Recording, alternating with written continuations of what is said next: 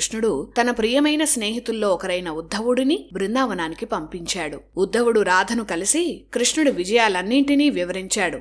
ఆయన ఏ కారణంతో భూమి మీద అవతరించాడో రాధకు గుర్తు చేశాడు. అయినా రాధ కన్నీరు పెట్టుకుంది. కృష్ణుడు లేని బతుకు కష్టమని విలపించింది. కృష్ణుడు తనను స్వయంగా వచ్చి కలిసే వరకు మనసులో బాధ తగ్గదని ఉద్ధవుడితో సందేశం పంపించింది. ఆ తర్వాత రాధ గోపికలు కృష్ణుడి ధ్యానంలోనే బృందావనంలో గడిపారు. కృష్ణుడు మధురనే వదిలేసి సాగరంలో ద్వారకను నిర్మించి శాశ్వతంగా అక్కడికి వెళ్లిపోయాడు. శ్రీదాముడు రాధకు పెట్టిన శాపంలో మరొకటి కూడా ఉంది.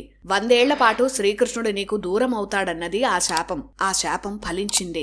మహాభారత యుద్ధం ముగిసింది. ఆ యుద్ధం ముగిసిన తర్వాత ద్వారక మునిగాక ఆ తర్వాత శ్రీకృష్ణుడి అవతార సమాప్తికి సరిగ్గా ముందు రాధను కృష్ణుడు కలిశాడు. అర్జునుడికి చెప్పినట్లే రాధకు కూడా కృష్ణుడు ఆత్మజ్ఞానాన్ని బోధించాడు. శ్రీకృష్ణుణ్ణి కనులారా చూసిన తర్వాత రాధకు శాప విముక్తి కలిగింది. మానవ శరీరాన్ని వదిలి గోలోకానికి మళ్లీ లక్ష్మీ రూపంలో చేరుకుంది. ఆ తర్వాత శ్రీకృష్ణుడు కూడా తన అవతారాన్ని ముగించి గోలోకంలో రాధను చేరుకున్నాడు.